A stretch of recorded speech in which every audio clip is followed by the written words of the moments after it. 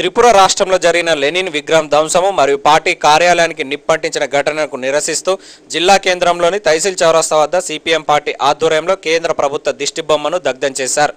ఈ సందర్భంగా సిపిఎం నాయకులు మాట్లాడుతూ త్రిపుర రాష్ట్రంలో జరిగిన ఘటనకు కారకులైన వారిని వెంటనే అరెస్టు చేయాలని డిమాండ్ చేశారు.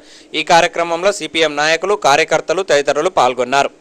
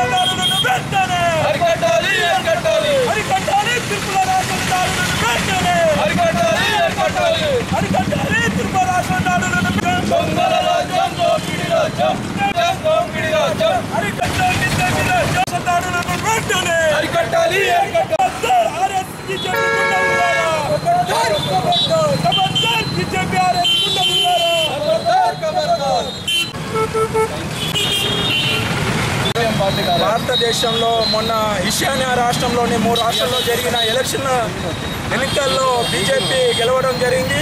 అట్లాగే బీజేపీ గెలిచిన త్రిపుర రాష్ట్రంలో గెలిచే ముందు ప్రమాణ స్వీకారం చేయకముందే సిపిఎం పార్టీ కార్యకర్తల పైన అట్లాగే అక్కడున్న ఆఫీసుల మీద విగ్రహాల మీద దాడులు జరుగుతున్నాయి. బీజేపీ ప్రమాణ స్వీకారం ముందే కానీ సిపిఎం పార్టీ అంటుంది తక్షణం అక్కడ ఉన్న రాష్ట్రాన్ని వెంటనే ఆపాలి, అదే కేంద్రం నుంచి వెంటనే చొరవ తీసుకొని అంటున్న దాడులను వెంటనే తక్షణమే ఆపాలి.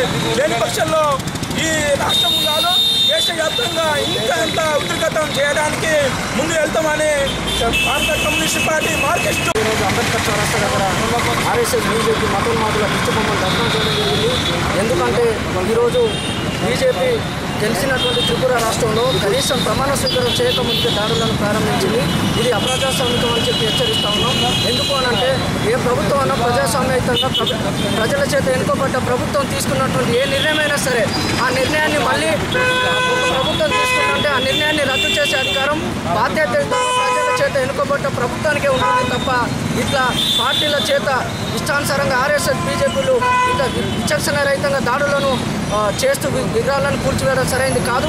ఏదున్నా శాంతియుతంగా ప్రజాస్వామ్యయుతంగా చర్చించుకోవాలి, మాట్లాడుకోవాలి. కానీ ఈ రకంగా భౌతికంగా దాడులకు పాల్పడితే మేము కూడా అదే స్థాయిలో సిద్ధపడతామని చెప్పి హెచ్చరిస్తా ఉన్నాం. ఎందుకంటే సిపిఎం పార్టీకి బీజేపీకి వచ్చినటువంటి ఓట్ల తేడా అంత పెద్ద ఏమి కాదు, కేవలం 7% మాత్రమే వచ్చింది.